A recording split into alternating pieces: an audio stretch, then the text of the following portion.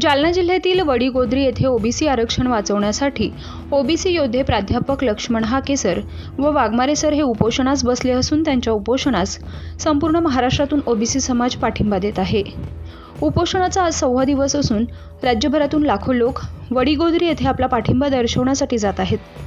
त्याचाच एक भाग म्हणून बीड जिल्ह्यात पाटोदा तालुक्यातील सर्व ओबीसी बंधू यांनी एकच पर्व ओबीसी पर्व हाक दिली असून आज पाटोदा तालुक्यातील जवळजवळ 150 ते 200 गाड्या भरून ओबीसी समाज वडीगोद्रीकडे रवाना होत आहेत। IB न्यूज पाटोदा प्रतिनिधी राहुल सोनावणे।